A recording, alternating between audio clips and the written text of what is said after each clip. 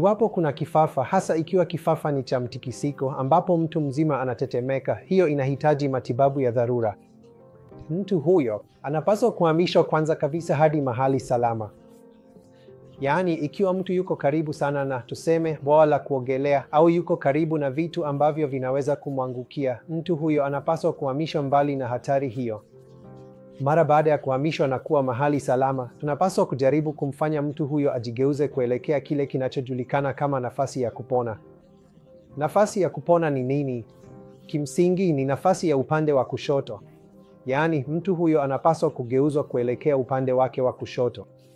Yaani, mkono na mguu wa kushoto unapaswa kuwa sakafuni, ilhali mkono na mguu wa kulia unapaswa kuwa juu.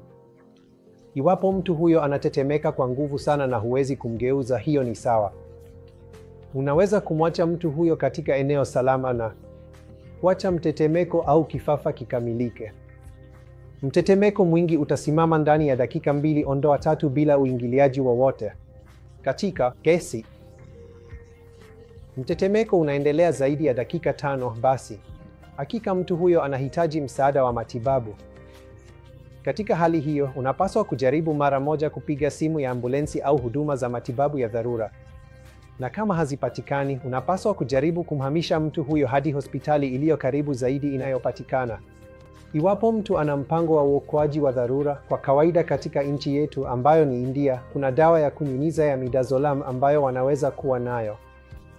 Ni dawa ya kunyunyiza inayoweza kutumika kusimamisha mtetemeko. Iwapo kuna mtetemeko, kuna mambo fulani ambayo mtu hapaswi kufanya.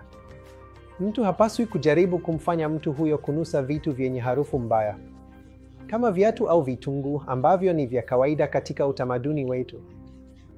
Mtu hapaswi pia kujaribu kuweka kitu chochote mdomoni mwao, kwa sababu hiyo inaweza kuwa hatari kweli. Mtu hapaswi kujaribu kufungua mdomo wa mtu kwa nguvu, kwa sababu michakato hiyo yote inaweza kuhusisha hatari ya asili.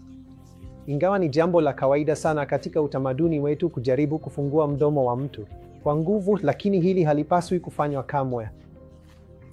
Iwapo kuna mtetemeko wa muda mrefu, yaani mtetemeko wa zaidi ya dakika 5, mtu huyo anapaswa kuhamishwa mara moja, ama kupitia gari la wagonjwa au kupitia njia nyingine za usafiri hadi hospitali ya karibu. Asante.